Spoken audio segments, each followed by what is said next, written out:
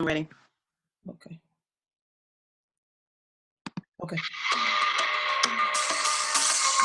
Singapore is situated in Southeast Asia, just off the southern tip of Malaysia. One of the smallest and most densely populated countries in the world, Singapore is a breeze to explore. Nothing is more than an hour away from the central business district.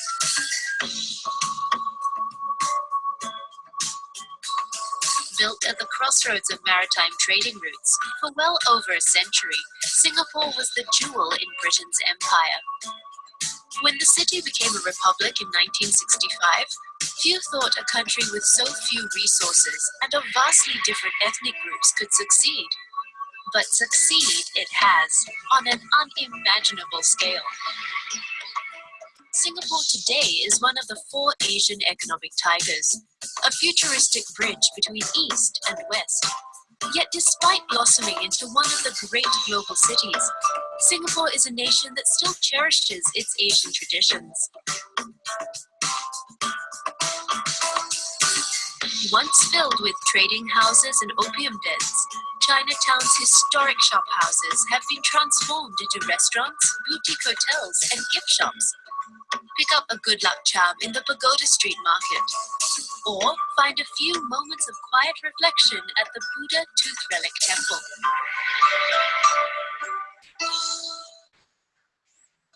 Across town, Little India crams all the colors, scents, and gods of the Indian subcontinent into just a few city blocks. While in the nearby Malay and Muslim quarter of Kampong Glam, the streets are a treasure trove of handicrafts from the Arabian world. One thing unites all Singaporeans: food.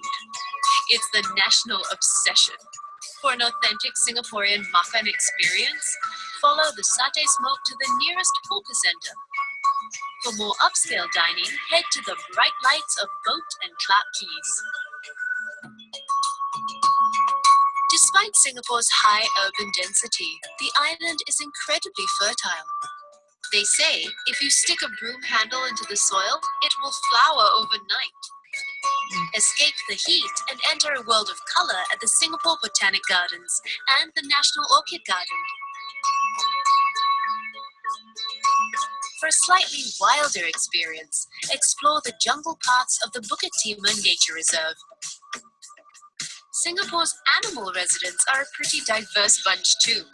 Famed for its forest setting, the Singapore Zoo is home to over 300 species, including the world's largest captive colony of orangutans. While the Jurong Bird Park has been bringing human beings and bird life closer together for over 40 years. Singapore enjoys a hot tropical climate. When the cooling afternoon rains come, indulge in that other Singaporean obsession, shopping. Orchard Road offers miles of retail indulgence. For a change of pace, head to the Bugis markets to really rub shoulders with bargain hunting locals. When it's time to unwind, climb aboard a cable car to Sentosa, an island playground filled with resorts, theme parks, beaches, and bars. At Sentosa's western tip is Fort Siloso, a vivid reminder of Singapore's darkest days during World War II. Closer to town is Singapore's big backyard, East Coast Park. This 10-mile recreational park is lined with bike paths and beaches, and is proof that busy Singaporeans do know how to kick back and relax. A little further east is Changi Beach. From here, catch a bumboat to the island of Pulau Ubin for a taste of kampong life that has all but vanished on the mainland. Pulau Ubin's quiet beaches, mangroves, and wetlands are a world away from the buzz of modern Singapore. But you don't need to ride a bumboat to head back in time. Simply step through the doors of Raffles Hotel and order a Singapore Sling. Many of history's greatest adventurers and writers have cooled off in Raffles' legendary bars. In the 21st century, Singapore is attracting the world's most adventurous architectural minds. Marina Bay shines like something from a science fiction blockbuster. while Gardens by the Bay shows the endless possibilities of mankind's flowering imagination. Welcome to Singapore, where the future is only ever a few steps away from the past. A destination that proves that with unity, diversity, and daring, even the smallest of places can grow into a giant.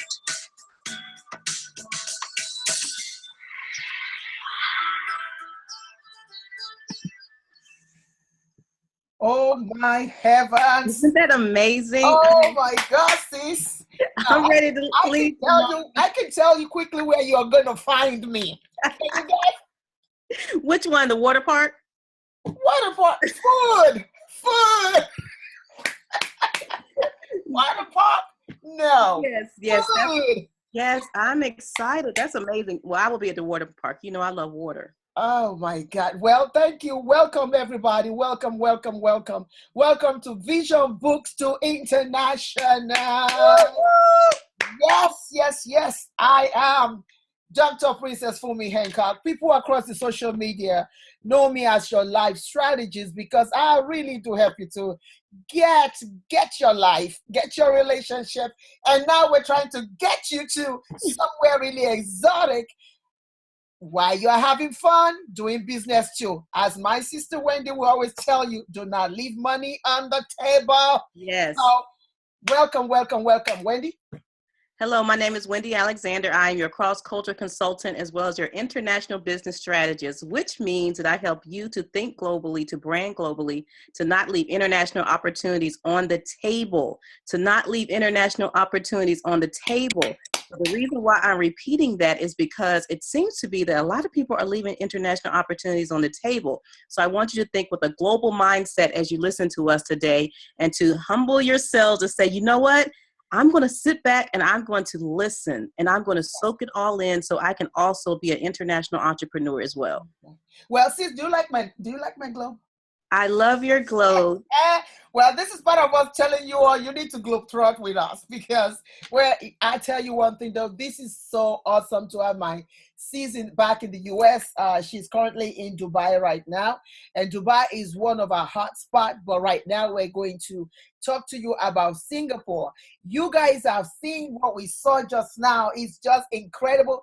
And all I could sit here was watch and say, the food, and yet there is water park, so there is exercise after the food. Yes.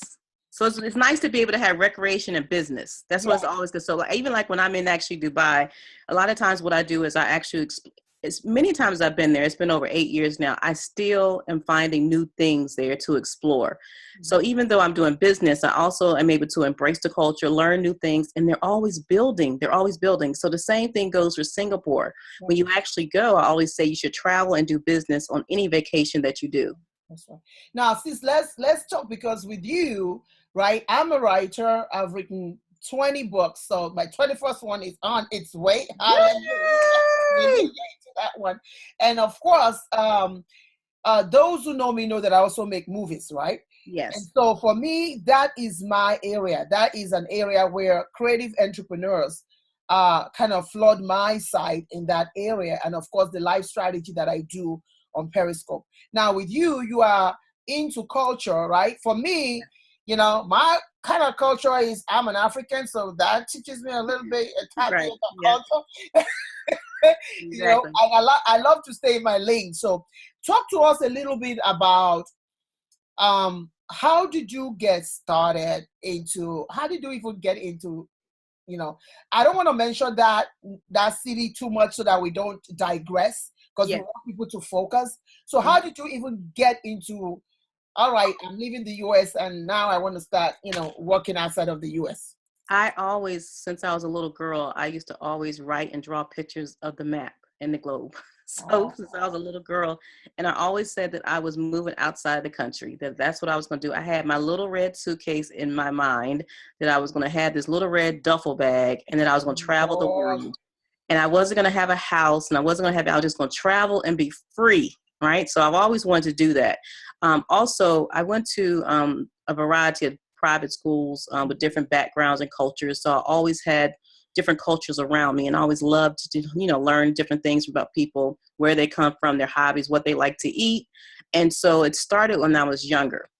And so moving up, I actually decided, you know what, I love America. This is like my country, but I know it's so much more out there to see besides just the US, and there's more to explore. And so my husband actually was working overseas, and I decided to join him on his venture. And from there, I started to really embrace the fact that, I really like this. I think I need to start really building my international business. And so I actually did it kind of backwards than what most people would do. I built the business internationally, and now I'm moving it back to America, where this is what we're doing right now. That's right. So I've always had the international global mindset since I was younger. And so I decided to honestly just take the leap, as I always say, and just jump into it and started learning other cultures. And when I mean by learning, I don't mean Googling and things like that. I mean, actually going to museums and interacting with people from those countries, actually embracing their culture, whether it was, going to a mosque, whatever their religion was, eating the different foods that they eat, like totally embracing, to the point I even dress. Like if they have a certain dress that they wear, I dress in the same dress. You look like them. Let me tell you right now. You look like them. When God was making you, right? When God was making you, this is how I envision it. When God was making you, he figured, this one here, she won't be able to sit herself down in the US, so I'm going to put a little feature on her so that wherever she goes, she blend in. Yes, it's so funny you said that, because one of the airports that I'm often in, is so funny. I see people looking at me, and I'll ask them, because they're from different cultures. So one of the things I still do today is if I see somebody from a different country in the airport, I talk to them and ask them about their culture, and they're so excited. And so when they ask me, they'll say, well, are you from Ethiopia? Are you Arabic? Where are you from? They're really confused. So it's funny that you say that. But I love it. Like, I don't take offense to any of it, because I love culture. So then when they say that, I'm like, why do you say that? Tell me what feature is, or what is it that I'm doing that makes you think that? Because then I'm learning more about the culture, right? Why did you say that? And so that's really where it all started. I've always had, I guess, a global mindset and wanted to learn more about different cultures. I'm really fascinated by it, to be honest. See, for us in Africa, we're just global-minded, period. Otherwise, we would not lift ourselves out of Africa and come out here to the US. And this is what I've always, because I want us to really debunk some myths about getting outside of our comfort zone. Yes. Because there are many of us right now, those who are in America right now, or perhaps you are in other parts of the world, and you're thinking to yourself, oh my God, that is such a huge, that's such a huge risk to go outside of whatever to do something. And I want us to debunk that, because that is so, if you don't debunk the way you think, or what you see on the news all the time, you will not be able to go anywhere. I know for myself, I came to this country in the 80s when I was like, barely 17, 18 or something. And to today, I always go back to my parents and say, but what kind of nerve did you have to just let your child just go like that at 17? Just hop on the plane and leave, not leave a neighborhood, not leave a city, but leave a whole country. I said, where did you get your nerve from? And my parents was like, you know what? If I didn't do it, you probably would have done it. So why can't I just say, you know what? I'm supporting you that way. At least when you go, I know where you are. That's right. That's true. That makes sense. That makes sense. So let's talk about what were let's take Dubai. Let's take UAE for instance, because you've been working in and out of UAE for at least 12 years, at least, right? Yes. How did you adjust? Because we're talking about a whole different culture there. Yes. Religion, because I was glad when you mentioned religion right there, when you were talking earlier about learning Islam and all this other stuff. And this is what people need to get. It's nothing personal. It's not about your Christendom. It's not going to strip away from you unless you are not sure of who you are. Right. How did you get used to all that? Going into UAE and saying, oh my God, everybody in their own little hijab. How did you get used to that? Honestly, I think it's because I was so fascinated with the culture, but also I let go of the fear. Mm-hmm. And then I said I was going to embrace the culture, whatever came at me, to be honest. Whatever it was, whatever they asked me, I would have to embrace the culture because that's their culture and you have to respect their culture. I'm going into their country. So I went in it with the mindset of respecting the culture and really embracing it. And so a lot of people have the myth that, that you have to cover up as a woman when you actually go into the UAE. Now, there are parts like Saudi Arabia that I worked in where you actually have to wear the hijab. You do have the, not the hijab, the abaya, which is like the robe, I guess you would say. But when you're actually in Dubai and Abu Dhabi and places like that, you don't. So that's a myth. The other thing is that because women are submissive in their own religion, Islamic religion, that as a Westerner, you have to do the same thing when you come. They don't actually say that, but they do want you to be respectful within their culture. And so what I did was I actually started reaching out to people who were living there. Once I got my first contract, the first thing I did was I really showed them that I really wanted to learn more about their culture. It wasn't about the business and the contract, that I was sincerely there to really help them to figure out, how I can actually understand how my business and culture align with what I'm doing. And so once I started to do that, they actually were embracing me. And then they would open up to me and they would invite me to their homes. And in their homes, I would go because it's honestly disrespectful in their culture to say no. And also because it's a trust factor there. And so I went, I would eat whatever they asked me to eat. I would sample things. I actually even asked questions about the Quran once I got comfortable. That's not something that you actually just come out and ask about. And they asked me about my religion. I told them I was Christian. They were okay with it. They supported it. And we respect each other. And it's a mutual respect. And so even just like as far as the language, not only do I learn the culture, but I also am studying Arabic as well because I'm in that country. I feel like if you're going to be embedded inside of a country long enough, you should know the language. I mean, it just makes sense to learn the language, especially if you're being 100% sincere about really wanting to help this country. It's a difference when you're just saying that I just want to come here and do business and make money. That's not me. When I sincerely am there, I am there to help people to figure out how my gifts and how I can offer value to them.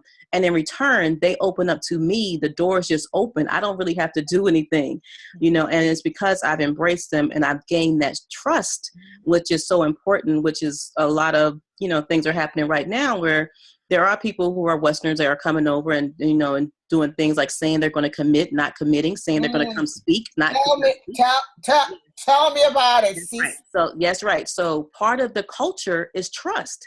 So I had to build trust with them. And at the end of the day, even if it's not in the country, all you have is your name. At the end of the day, all you have is your name. So whatever country you're in, you should still be able to be ethical in what you're doing and what you're saying you're going to do. And so with that, one of the things I think that was the biggest help for me was that they embraced me. And they accepted my culture, that they don't frown upon the fact that I'm actually a Christian and I go to church and I pray. When they're actually praying, I'm praying. We just praying to do the two different gods, so they say, right? And so that, so that's the way it is, but we embrace. And I just, honestly, I love culture. And again, I think the biggest thing for me is that it wasn't about money. It wasn't about money. Well, isn't that something that many of us are missing, though? Because a lot of times when people are thinking about either starting a business internationally or going out there to speak or going out there to do whatever, the first thing that comes to people's mind is, how am I going to get mine? And the thing is, you ultimately get yours when you learn to actually just embrace the culture without no hidden agenda. That's right. Just embracing that culture. Yes. I know with myself, when I first came to the US, it was quite a switch for me because, here you're coming from Nigeria with all these traditional culture, even though Nigeria has English as the official language, but we do under my own, my tribal mark itself, we have over 200 dialects under the Yoruba tribe. Over 200. So which means that there are people in my tribe that would be speaking the language. Right. And we'll be looking at them like, say what? Right. And they're my tribe. And so to now come from that background, to come to America and then see people dressed in short pants and hot pants and all this, Yes. that was quite some sweet for me. Hot pants. I love it. I'm like, wait a minute now, can we put that shirt down a little bit? You know? And just saying, I remember the very first time I got on a train in New York. And I said, "Oh, good morning, ma'am." And the sister was like, "What's good about the morning?" I was like, I guess not. Because, so when you come, and I look at myself now, this is like 40 years ago now, at least 40 years ago now.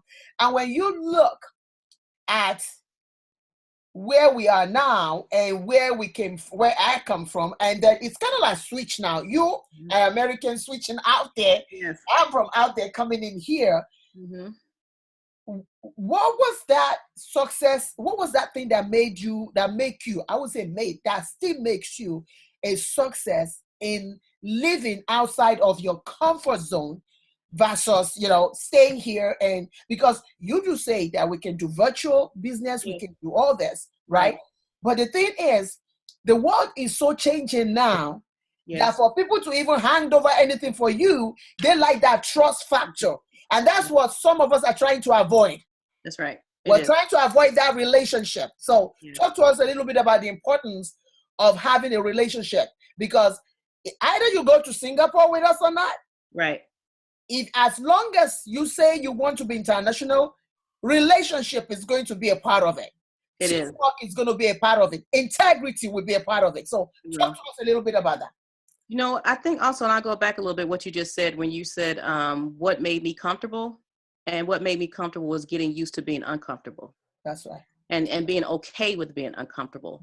And so, and I think with a lot of people is that they're not okay with being uncomfortable. Once they feel uncomfortable, it's just like, oh, I freeze up, or I can't do it. I'm uncomfortable. Like, I'm in this culture, it's culture shock. I'm moving on. I don't want to do this. And they stop. And so I had to get used to being uncomfortable and being okay with it. And I knew that with uncomfortableness actually came growth. And so that's how I'm actually able to continue on today. I don't know every culture, but I embrace the culture and I say, okay, I'm going to be uncomfortable going into this, right? I know I'm going to be uncomfortable. And so what I'm going to have to do is I'm going to have to figure out how I can actually get through this, right? And find ways to embrace the culture. And as far as the relationship piece, wow, that's just so important. You just have no idea how important relationships is. Honestly, the relationship piece probably has helped 90% of my international business. That's right. 90% of my international business. And it could actually, and I love data. So, so it's 90%, 91.5 actually to be exact. Okay. As far as relationships. Okay. So, and what I mean by that is that, for instance, when I train in my classes, I think people, sometimes they understand, oh, well, you're going to help us find this contract. And it's all about contracts and money. No, it's about embracing the culture, understanding the culture, and having a global mindset. Because if you think about it, if everybody had this global mindset or knew how to have a global mindset, you would already be international. So and part of that comes with building, I talk about is building the relationship piece of it. And a lot of people want to jump from A to Z, and you can't do that. You just can't say, oh, I'm going to go on LinkedIn. And so Sheikh Mohammed is on here. I'm just going to message him today and tell him about my services. No, you're not going to get a response because, number one, you haven't even respected their culture. And how do you say hello? How do you say hello? Why not actually say assalamu alaikum, alaikum salam, just so then they can understand, whoa, she really studied our culture. Or if it's in the morning, say sabahu nu, sabahu khair, kife, alhamdulillah, ask them that. So you actually embrace those different things, and I think it's important. And so even if you don't know, we have enough resources out here to go figure it out, okay? And so with that, I actually have built this relationship with different people, different levels, from the government to the royal family to the court, down to the police department, all over. And the reason why I did that and I keep those relationships is because they are so important. I have not had to do a whole lot of, let me go find a contract, because I built the relationships they actually come and ask me, to the point now I'm turning down contracts based off the relationship. Some of these people don't even know me from the moon. And they will say, oh, Miss Wendy, we heard that you did such and such and such and such. Would you like to come do it? And I was like, well, would you like me to send you a demo? Oh, no, Miss Wendy, just tell us what day you can come. You know, that's a relationship. That relationship right there. Yes, that's relationship. So you can't go from A to Z. This is not your Western ways of doing business. You definitely have to understand how business and culture align. And even though we're talking about Singapore, you can best believe that I have been studying Singapore like crazy. Okay, that I have now connected with people, and I have Skype meetings with people from Singapore to understand their culture. I'm not talking about business. I'm asking them about their culture, the do's, the don'ts, you know, how do I do things? You know, how do you say hello? Different things like that, because I think it's disrespectful to go into a country and not understand their culture. Especially if you're talking about doing business. That's right. Here's the thing. I remember several years ago, and a group of people wanted to go to Africa with me. And the first thing that they were asking me was, should they bring all this portfolio and all this other kind? I said, well, number one, when was your first time in Africa? They said never. I said, okay, let's start with that, right? This is your first time. I cannot tell you to bring no portfolio. I said, what I can tell you is you need to be praying about connecting with somebody there so that you can learn. I said, a lot of times that is the mistake that we make. We go into people's country and we just assume that, because we're this big bad, bull, somebody coming here. And so now we're just coming to just give you the whole world, and you expect them to just run to you and hand you their lives. I said, it doesn't work like that. So for us right now, let's talk a little bit about, let's segue into Singapore. Okay. Singapore is one of the hottest places on the face of the planet right now. And many people have seen what we just showed them earlier, and we're going to show them a little bit more. Why Singapore for us? Why Singapore for us? Well, for me, I feel like it's a great business alignment. You have to, when you're picking countries and talking about bringing in different industries, you want to pick a country that's actually going to accept different industries. So you just don't want to pick, let's say, if it was, I don't know, Paris or somewhere, and maybe the focus was just on women empowerment, well, then that wouldn't help our clients. No, it wouldn't. Bring them to a country where you can say, it doesn't matter what you do, what your skill is, what your service or product is, you can do business in this country. And so that's why we have chosen the countries that we had, is to help them to better leverage. So it really wasn't, it didn't have anything to do with us. It was definitely for our clients to be able to leverage their business instead of them putting them in a country where they will be boxed in. And so the countries that we have selected, such as Singapore, you will not be boxed in. You can do anything there. I always say you can take your shoestring business internationally. That's right. And to tell you the truth, that's what excites me about Singapore. And of course, as the year goes by, we're going to be introducing some other places to them. But today we want to talk about Singapore. Right. We know that there's trade, a lot of trade going on there, a lot of manufacturing. There's speaking, there's consulting, there's teaching. There's just a lot. Name the industry, they're there. Name the industry, they're there. I like the thing that the former leader said. He said from third world to first world. That just blows my mind. How do you go from a third world country to a first world and become, that must take a whole lot of work. A whole lot, yes. A whole lot. A lot of sweat, a lot of people dying, trying to make it happen too. Yes. And what is special about this, and those who are watching us right now that are saying, maybe not, maybe not, maybe not. Can you talk to them about what is number one, what is unique about Singapore that maybe not, they should be going? Number two, how can they kick the fear? How can they kick out the fear? Like just kick out, because you've been traveling. I travel a lot too. So, but you have been working outside of the US, right? So how can they, number one, kick off that fear and get it out of the way and just let's get to business? Yes. And then number two, what is unique about maybe not Singapore alone, but the idea of exchanging your currencies. The idea, because me, yes, I was about to say that. I can tell you what is new about what I love about it. I can tell you what I love about it. I love looking in my account and seeing foreign money come in. That's right. I didn't even do nothing about. So I'm just telling you all right now. That's right. I love it. Exactly. Like, I don't know about you all out there, but then again, you'll never know if you never tried it. But I'm telling you right now, you never know till you tried it and felt it. Right. I love it. I love it. 2 days ago, when they sent me an email and said, "Hey, in the next 2 days, expect something in the account," I said, "Oh." And that's what people worry about too. Their thing is like, how am I going to get paid? You'll get your money. You'll get it. Don't worry about that. That's the easy part. They're not shady. They're not shady. They're very straightforward. Yes, you'll get your money. That's not and that's the thing. They're straightforward because of the culture. That's right. Culture. You know, that's their culture. And so as far as, I always say, change your currencies, create multiple streams of income, but change your currencies. And I truly believe, and that's why I smile, because I love it so much. So, and when you're talking about changing your currencies, that means having multiple streams of different currencies running through your business, through your bank account.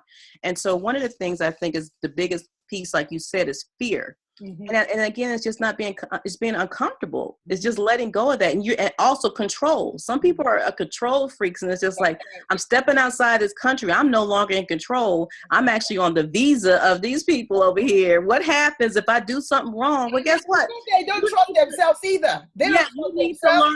That's right. You need to learn what to do before you go, so you can avoid all of that. But people have fear even here, just in the U.S. So even before you even leave to go outside the country, you have to address your fear here. What is your fear? Look at where your business is here. And honestly, I've had clients who actually were not successful at all in the U.S. I mean, at all. Businesses were failing, or either they were in the red. And we actually started working together to create opportunities to look at their business overseas. Now they're overseas doing business, doing so much better, right? It's so much better because the doors are open for us. The opportunities are there, and it's not as hard as America, to be honest with you. And the competition, if you position yourself right with the right target market and niche, then you'll be fine in a different country. You'll be fine. You'll see, I actually do better internationally than I do in America. I'm being totally honest. I work harder on my business. Can I tell you that I've been earning more? Oh, sis, I work harder on my American business than I do internationally. Like, this wears me Tell me about it. It is wearing me out. It really is. You know what I'm talking about, because you're constantly calling me and I'm like, I don't understand. I don't understand. Boy. But that's what it is. So if you decide, if you look at your business, right? If you look at your business, look at the business that you want to start, you have two things you can do. If you've already started your business, let go of the fear and say, you know what, I want to position my brand internationally. You can add an international marketing strategy. If you never started a business, then you add the international marketing strategy before you start. But you have to address what your fears are. And I always say, write them down, because then it's in front of you. These are my fears. These are why I'm actually scared to go. And how can I actually address those? I have clients do that who are real fearful. One of them was that she actually was fearful of, because she was going to Abu Dhabi. It was a Muslim country. She was Christian. She didn't want to wear the hijab or the abaya. We addressed those because those are all myths. And also they have churches in Abu Dhabi. So she was actually able to go to church. So all the fears that she had were all myths. Every single one of them, when she wrote them down. And she was just like, I cannot believe this. So the whole time, I haven't gone outside the country because I've been listening to what people are saying on Google or the news instead of really researching it. And so I wasted a whole lot of time. And so that's usually what happens, is that we let things get in our head. So just like I don't do a whole lot of the news because it's just so too much right now, and I cannot have that energy around me because I want to stay focused on what I'm trying to do as well. But you have to decide where you actually going to put the energy. So now, is your energy going to be spent in fear, or is it going to be spent moving forward? Where is your energy going to be? I tell you, I always love to tell this story about one time that I was traveling to Africa, and I got on the plane in Atlanta, and I think I got up and wanted to go use the what we call it, the loo, and I looked up and I was the only black person. So I said, okay, now wait a minute now. So I went from first class all the way down and back forth. I was the only person. And I said, no, something's off here. So I wanted to joke around with it. So I went to one of the hostess. I said, I have a problem. See? I said, what? I said, I think we're in the wrong direction. See? Yeah. and the woman looked at me and said, say what? I know, I think we're heading in the place is heading in the wrong direction. And she said, man, what do you mean by that? I said, well, I'm the only black person. We have to be in the wrong direction. Oh my God. And she busted out laughing. And I did not realize that I was sitting next to, that mic that the mic that they hold when they're announcing to the whole. Yeah. And they heard you. Oh my goodness. I was sitting right next to it. And you should see the whole cabins were busted and everybody was laughing so hard. Oh my goodness. I said, well, I just crawled straight back to my seat. But the good news was everybody was laughing like, oh, that was some good laugh. I said, because, before I left America, everybody was talking about how people were being killed, being burned, being all this other stuff. And then I get on the plane and I'm the only black one on there. Plane. And I'm asking each one of them what they're going to do. They're talking to me about contracts. They're talking to me about, even many of them live outside of the country. They just came to America for a few weeks and then go back. And I'm like, well, how can't you all tell people this when you come? Why is it that people keep hearing something and the whole 747 is packed with contractors? That's right. Leaving this country and going somewhere else. My husband probably was on that plane too. Yep, exactly. But you know what? That story. But that's a good point that you just said, because you just made a good point. This is the other thing why I push so hard with this, is because when I'm traveling, it's usually just me. It's not a whole lot of me. It's not African American women. There's not. Usually I'm actually talking to men about a contract, or somebody like that. But there's usually not. When I went to Ireland, there was definitely nobody like me at all, right? And they were looking at me like I was on there. One man, he asked me, was I on the wrong plane? He did. He sure did. He asked me, was I on the wrong plane? And I said, no. Oh my God. It was nobody. But that's why I think this push that we're trying to do is so important, because guess what? If we honestly think about it, if we don't really help people go there to actually explore, to see it, a lot of people will stay stagnant in the U.S. So now this is the opportunity for you to actually go with, number one, people who have traveled outside of the country, who understand international business, and we have different industries and backgrounds. So you have a mixture. And then on top of it, you're going to be in that country. Now and then you're not there by yourself. So if you have fear of going by yourself, now you have no excuse, because now you can do your business, you can explore, you can travel, and you can actually be with a group of other people be able to do this. So now you have no excuse. Now, if you have any other excuse, I don't know what it's going to be. That you just don't want to go. As I say in my group, you just want to stay in America. and like you said, let's go back to that. The good news is we have a company that we work with right now that we're partnering with. Amazing. And they have opportunities all over the world. Really, we have just happened to choose the first 3 that we want to work with. Exactly. And next year, of course, we're going to add more countries to it. But for now, we have to make sure that this is successful, because we kind of ramped the whole thing up for them and told them how cool we are in America, how great we are in America, how much we love entrepreneurship in America. And so now we've wrapped it up, and now we have to let them know that it's time for people to really buckle up. If you are looking to really expand your business, if you are looking to even start a business, because some of you might even have businesses that by the time you go and come back, the way that you think about the business you want to start, or even the plan might actually change, right?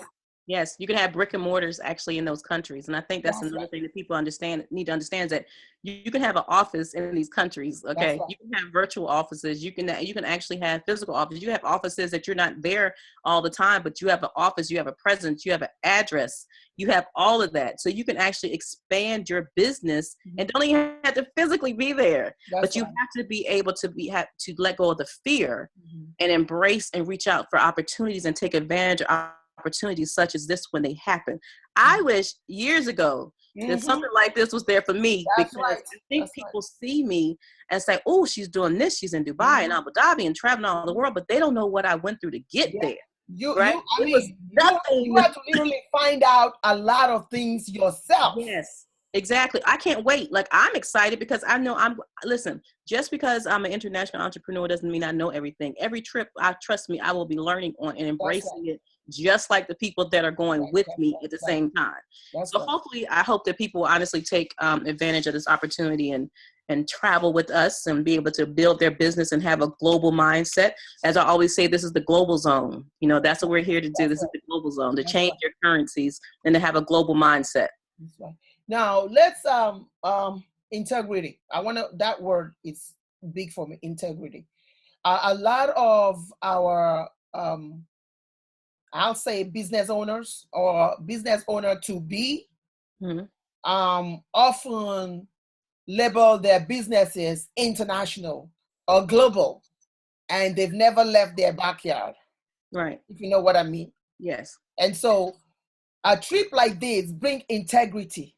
Oh, yes. Into their business, and they don't understand the huge component, because you keep talking about trust here, right? You're talking about how wherever we go, there is that trust factor. So if you are somebody who is international, right, quote unquote international here, and you've hardly even left your neighborhood, or you don't have social proof, which is so important. Well, you taught me that, though. I have to admit, you know, I was very closed about sharing my pictures. I have pictures of, with the royal family and people that I've provided training, but I wouldn't share it. Oh my God. I don't know what she was keeping it for. And then you ask me. I have no idea. Maybe she just think that she just need to sit on it. I don't know what.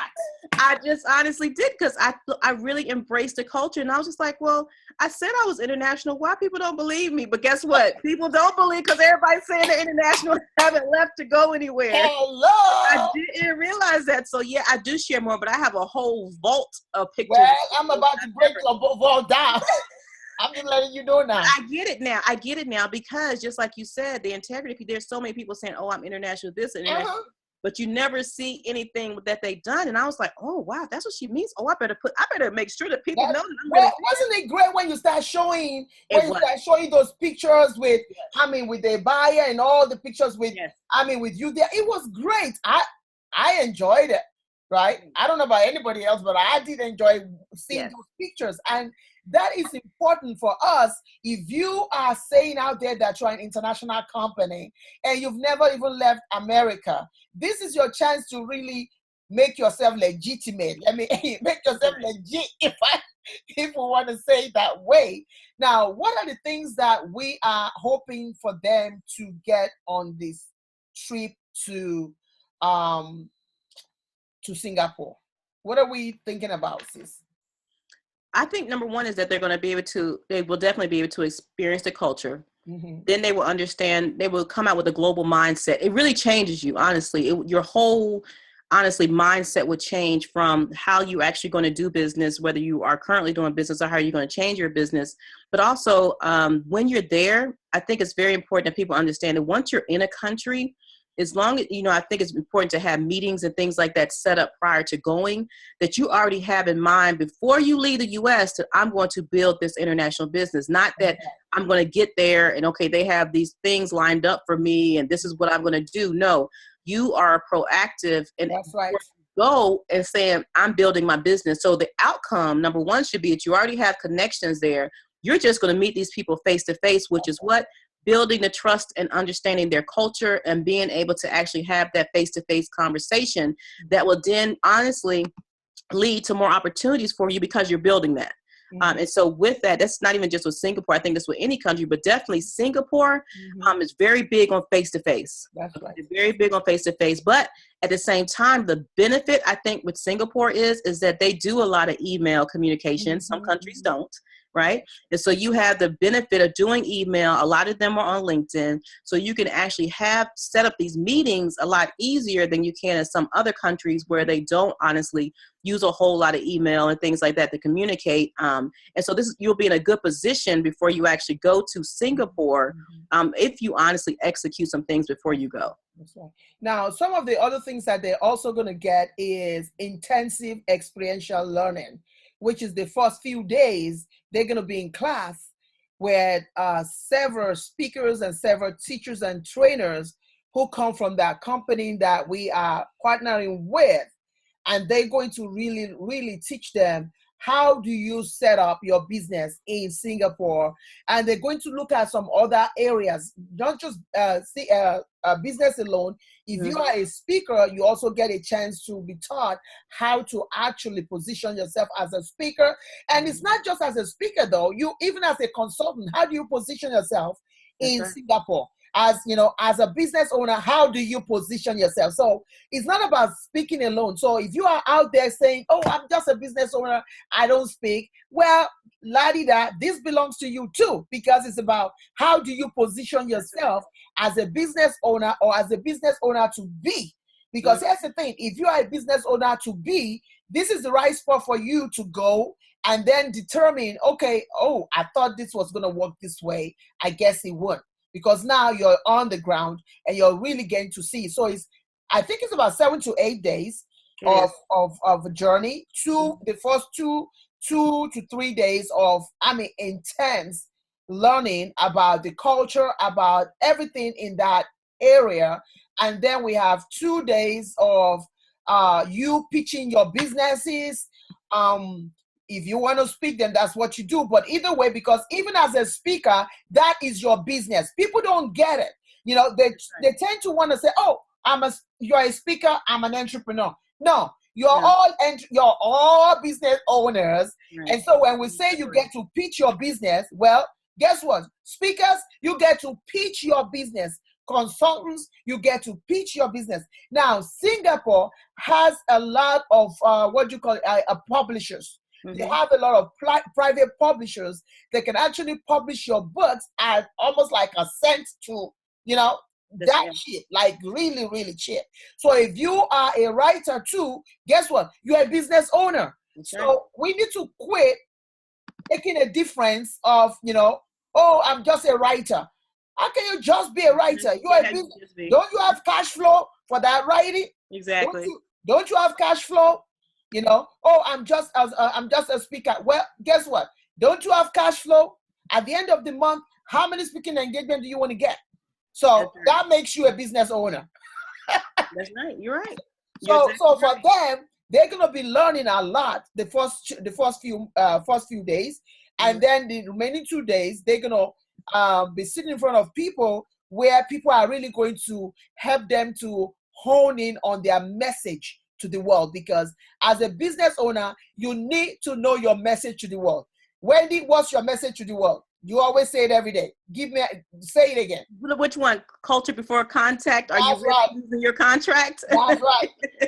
That's your message to the world. That's right. And Vision Midwife, help you to deliver on your vision. That's right. So you got to have a message. And no matter what you do, you've got to have a message. And so coming with us to Singapore will help you to bring clarity to that. Yes. Now, I know, Wendy, I'm about to hit something hard right now, because just in case some of our smart folks, are looking at this and are thinking, I bet I can take myself to Singapore. Now, that is the mistake people make. Yeah. That is the first mistake they make, because alignment is key. Ooh, say that again. Alignment is key. That's right. When you are aligned with the right people, you cut. You just heard what Wendy said. It took her, the things that it took her, if she had this opportunity when she was growing, there are things that she went through herself that she wouldn't have to go through. No way. So while we're sitting there and trying to figure out how to chip in the deal, how to, cut corners, you might want to think twice about that. That, wait a minute now, let's go with people who know what they're talking about. Let's Power go and with collaboration. people. That's right. Let's collaborate with people who know what they're talking about, who've been outside of our own community, who are successful at what they do. I'm successful at what I do as a creative entrepreneur. She's successful at what she does, right? Our partners are successful all over the world at what they do. And so we bring to you 3 powerhouse. That's right. As I would say, bam, bam, pow. We bring to you 3 powerful houses coming together to help you get your life. Because when you get your business, you get your life. Because when you don't get your business, you don't get your life, and vice versa. So either way, we're helping you to get your life. We're helping you to get your business, understand what your business is about. And it's important with the atmosphere that's going on in America right now. You have to be a fool to want to sit here and not even consider the possibility that you might be earning outside of your country. Sis, I want to share this real quick because yes. I just found something as we were talking. Oh gosh! So you talk about something. Okay, this is where my so look. This is me. Look at that! Look at that! Look at my sis. That's right. That's what I'm talking about. She was hiding all of this, y'all. Ladies and gentlemen, this woman, when I met her, she'd be talking about all these things. And I said, okay, I'm in your group, but where are these pictures, for crying out loud? And you're like, oh yeah, right. I do have them. Where are they? Look at her. Do you see her? Now, this is culture right there. Yes, because this is me in the Abaya. Now, I'm actually, if you look, this is actually from 2015. So I was. It's not far though. It's not that long. Yeah. And this was in Abu Dhabi, but this is actually when I actually did a training. But what you'll see here is that I wore the abaya. They did not ask me or tell me to wear the abaya. I did it out of respect as a woman, because first of all, you see, I'm in a room with a bunch of men, right? And so out of respect for the culture, I did cover up. I didn't have to cover up. And they said something to me. They was like, Miss Wendy, you don't have to wear the abaya. And I was like, no, it's okay. But they respected me so much more when I walked into that room, like their face just lit up. And it was because I respected their culture. Like I knew what it was. And I can't tell you who in this picture, but what I will say is that there's royal family and part of the Sheikh Mohammed's leadership in here. I'll just say that, which is the ruler of the UAE. Okay. And so when I found out, I'll be honest, at first I was a little nervous when I found out it was, some of the people in the room, but guess what? They embraced me. So like, it was amazing. And so this is actually what I do. Some of the things that I do, but I do always, like I said, to go back to show you that I do embrace the culture. I do embrace the culture. And I have one more. And this is actually, I was going to actually ask you for that other one where they were putting something on your hand. Oh, you know what? The henna. That's probably deep in here. I see, I have a vault, sis. She has it deep in there. I do. So this is actually me, and that's actually another training. This actually had women in it as well, and that's me. That's in Abu Dhabi. That's where I was covered. And this is actually that's beautiful. I love it. The women that I was actually training, they were doing an activity because they love doing activities. And these became my sisters. Now, mind you, I had only known them for 2 days. But at that 3rd day, we became sisters. We've been connected ever since. Okay. And so I just wanted to share that with you all because I think it's important. I'm glad you did. I'm glad you did. And understand that. So they can really know that we know what we're talking about. And we're not just blowing fluff here or just blowing air here. And it's important, if you are really watching us right now, to tell you the truth, it's going to be a very small amount of people. And we have learned enough lesson to know that we're going to put an application in, right, sis? That's right. We are not going to let everybody come with us because we know how to do our thing. When we come together, we know how to do our thing. We did one in Dubai. Oh my God, is it a year ago now? Almost, yeah. We're about there. Gosh, yeah, we did one in Dubai a year ago. And of course, we're still going to go back to Dubai, but right here, we're talking about Singapore right now. Right. And Singapore, if you are thinking, oh my God, this is something that I need to really, really think about, then you're in luck. This is your best time to really, really do it, because that way we've taken away the fear from you by really, really working hard with our company to get everything, the hotel and everything, get it ready. So that, because let me tell you, sis, the thing is, the real deal is, if you are the first time going out of the country, even if you tell yourself you're not going to be afraid, once you get on that plane, there will be a sense of, oh my God.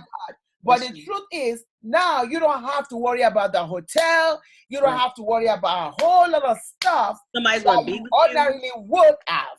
Yes. And people will be with you. You'll be able to embrace that. So, and not have the fear of being alone. That's right. That's right. So what else do we want to share with them as we close out on this? What else do we want to share with them? Because I know we have a video, but I want us to end with that video. But I want us to share with them the application. Where do they have to go for this application? And how do they get on this application? We want you all to fill the application. And because of timing and because of, not just timing alone, but the volume of people that will be interested in this, we are really, really, really, really asking that as soon as you watch this, this is the next thing. In fact, while you are watching this, split your screen and begin to do the application. Yes. Because the application is going to help us to determine those who are ready for this next phase of their life. And so the website is worldoffumihancock.com. World of Fumi, Fumi, Hancock.com. And then once you're here, you will go up under Work with Me. And here's the application for business career overseas. And then you will scroll down and enter your information, and you will be on your way. That's right. Or they can click that. They can click. Yeah, you can click application right here. And there you that go. will take them all the way to what you need to do here. All this information we need. Yes, make sure it's very important that you fill everything out. Because that's what's going to help us to determine those who are really serious about this opportunity. Now, I want to quickly say something about career, because we said business and career. And the truth is, there might be some people who are thinking, all right, I'm not sure about business yet. Perhaps there's a career out there for me. So this is also an opportunity, because if you're a consultant and you're teaching, that's a career. Oh, yeah. Right? It's a business and a career. So if you have a career out there, if you're a nurse, if you're in the healthcare industry, if you're in therapy, if you're in mental health, whatever field that you're in, teaching, education, this is a great opportunity for even those in career, right, sis? Not just... Yeah, I would honestly say, so I think that's a good point. I'm glad you brought that up. So a lot of times when people actually want to expand their businesses overseas, or they are their careers overseas, they will just look at entrepreneurship. But honestly, you can go on this trip if you're actually wanting to take your career overseas and work in those countries. This is an opportunity to do that as well. So don't look at it as just as entrepreneurship, but it's also careers, or you can take your skills in that career and then you'll get over there and say, oh, I can actually have my own business and create my own thing with what I've been doing this whole time with my career. So it's open. It's just that you have to have the mindset to think globally, to have the desire to actually to do international business, to be able to travel, because honestly, 97.5, of course, I got my data, % of my business. Yeah, she's smiling. Every time she mentioned data, our face lights up. And when I mention data, I'm like... Yes, 97.5% of my business is done from internet and a laptop. That's right. Look at that. It's not even, and I can't even say phone, because guess what? I don't really have to talk to people on the phone. Usually it's either like this, or international business is done through Skype. It can be done through WhatsApp. There's all different kinds of ways, but I can't even really say phone. And so basically you're creating not only an international business, but you'll have the freedom to really travel the world if you position yourself to have what is called an international online business. And that's what you want to have, because think about it. When you retire, you don't want to work in places where you have to physically get up, do things. But if you position yourself, which also creates generational wealth as well, and you teach your children how to have online businesses, it goes all the way down. So not only am I able to work internationally, but I can work from anywhere. Sometimes I share pictures, like I'll work from the beach on Fridays, on Thursdays. That's where I'm working from, because all I need is my laptop and internet connection, and I can actually have a whole coaching session from the beach. Tell me about it. Yeah, so so it's not even just about just a whole international. It's about freedom. It's about freedom and peace, to be honest with you. That's what I love, is the fact that I know that my children are doing something, that I can go there because I can travel. I don't have to worry about, let me take off of work today. I got to go see this client. I have to go run and see this client. We have a client meeting. My client meetings, if I am physically coming to see you, it's usually my top tier price. You're paying for it. Yeah, exactly. Because I don't want my business to be set up like that. My time is valuable.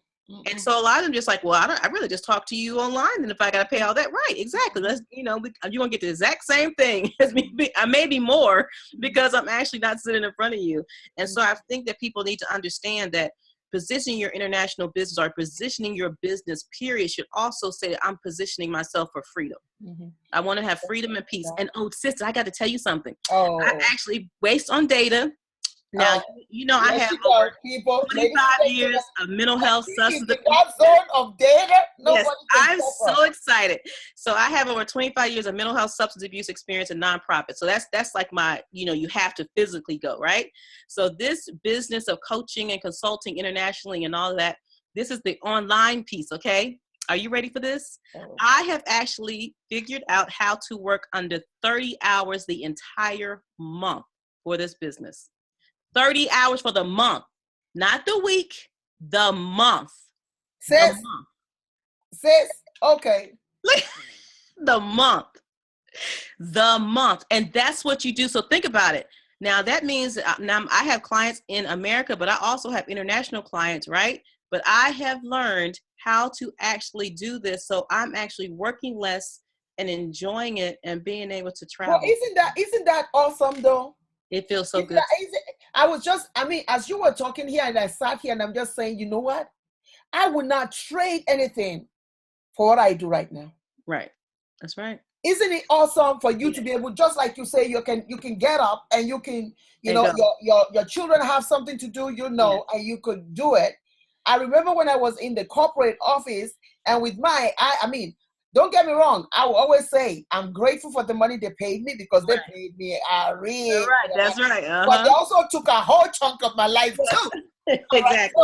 So that they weren't even, they were not really paying me to that much. But I remember that I would wake up like 4 a.m., 3 a.m. just clocking at this thing. Oh yeah. Go to work, stay at work till like late, come back, continue, and yet I wasn't fulfilled.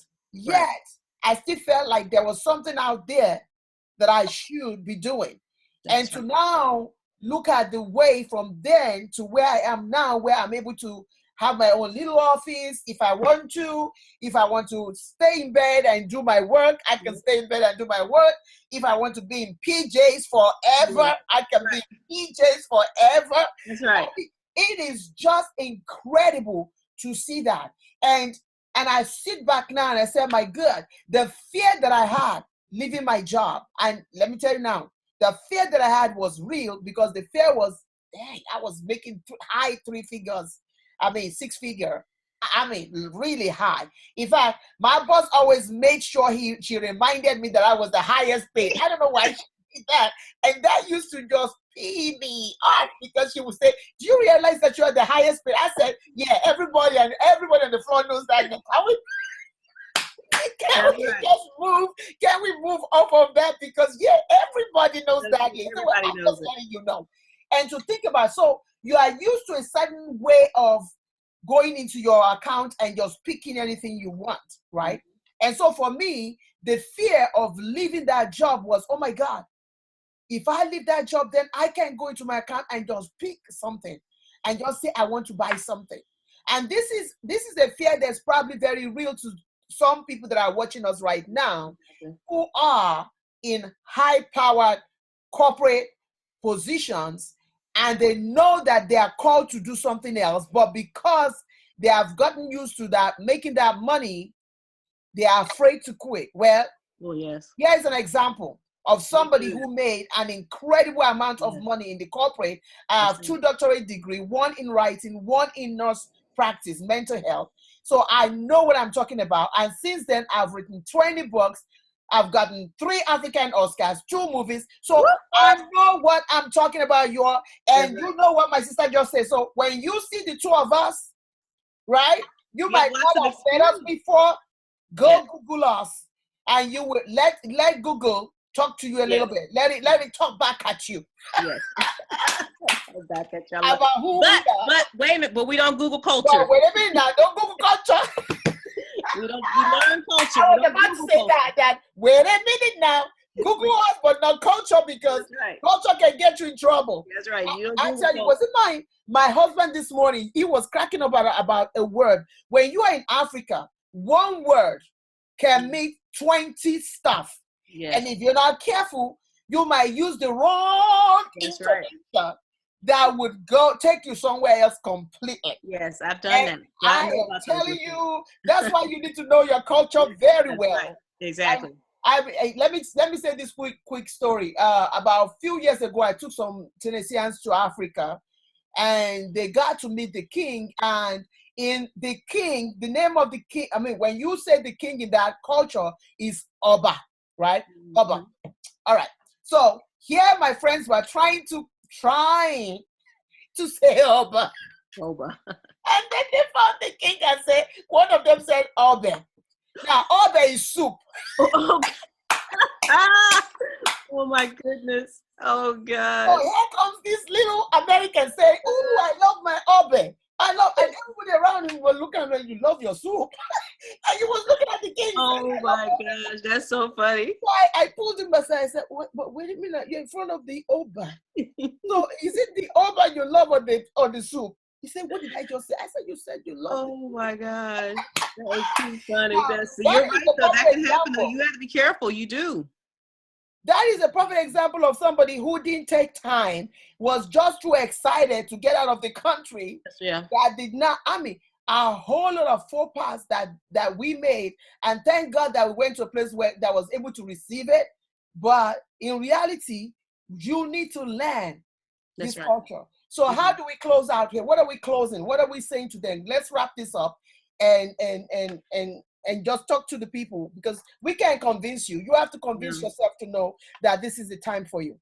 Yes. And I think for me, I just want to close with just, learn how to let go of fear and to learn how to be uncomfortable, to accept that uncomfortable is okay, that uncomfortable is growth. And that whatever fear or uncomfortableness you're feeling about this is that you let it go. Because what happens is, it's not even about just missing international opportunities, but it's missing opportunities, period.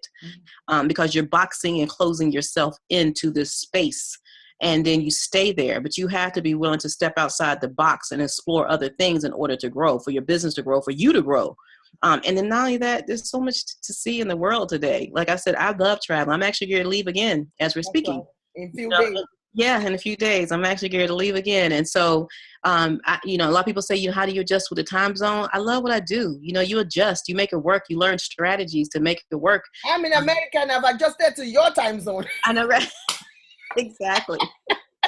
Exactly. So I just want to say, I hope that you all would definitely come with us to Singapore and actually other countries as well, and just to step outside your box and just know that you're not alone, in this journey. Like I said, I didn't have anybody. I was by myself. I need you to hear me. That's scary. Completely by myself, no one to ask questions to, roaming around in a different country. All right.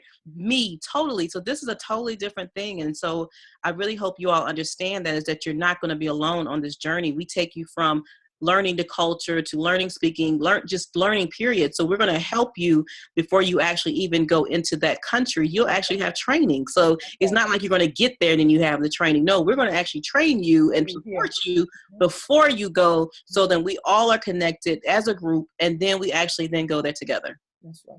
If Well, I'm not already there first. can you introduce yourself again? Introduce yourself. Yes, my name is Wendy Alexander, and I'm a cross-culture consultant as well as an international business strategist.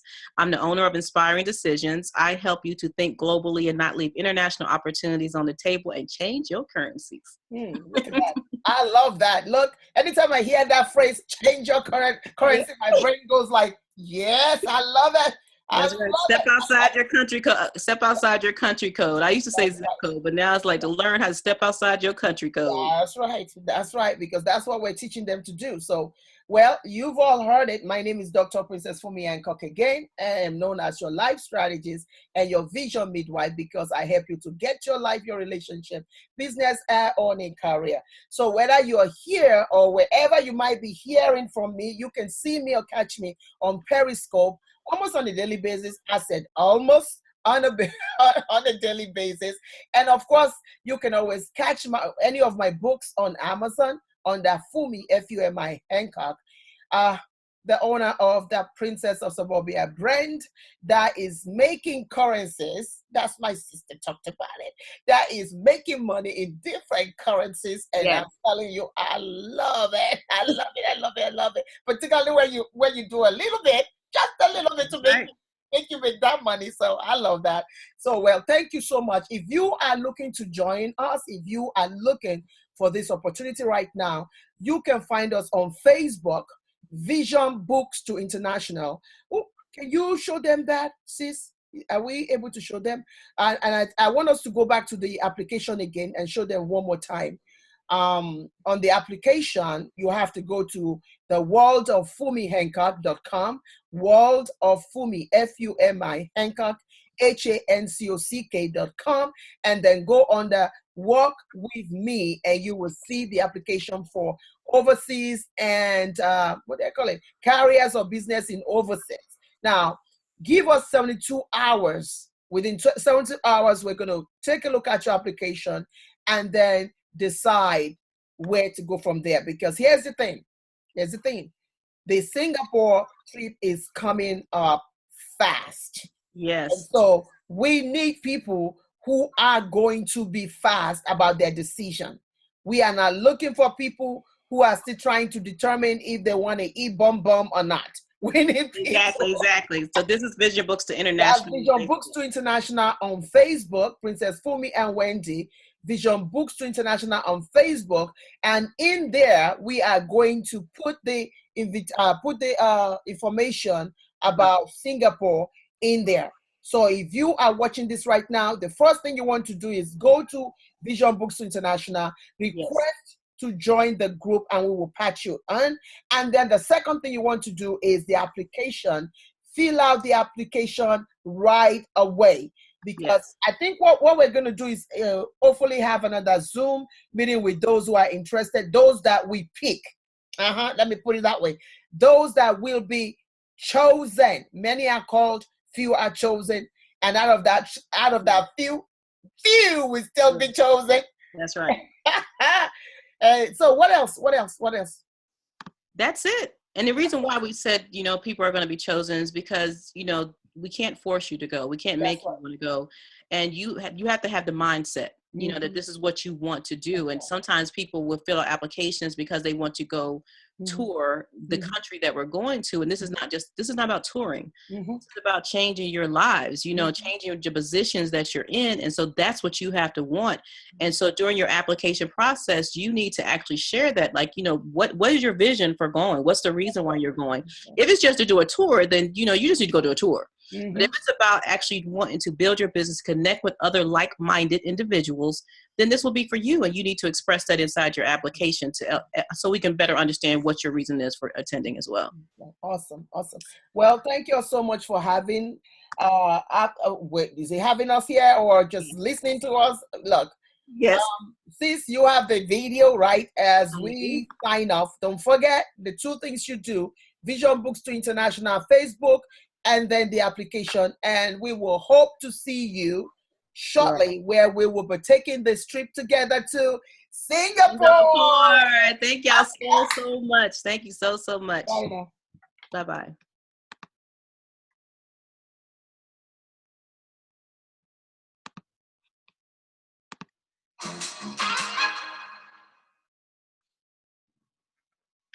When it started life as an independent, separate country in 1965, Singapore's prospects did not look good.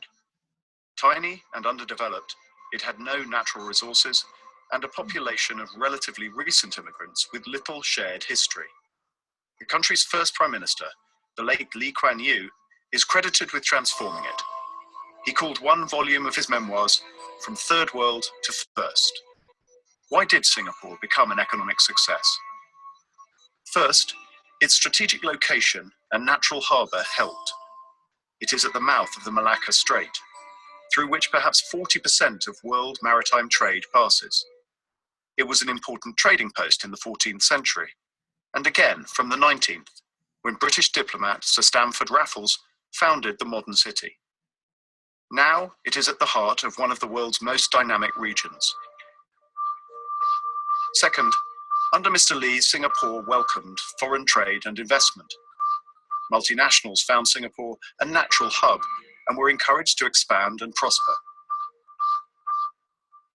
Third, the government was kept small, efficient, and honest, qualities absent in most of Singapore's neighbours. It regularly tops surveys for the ease of doing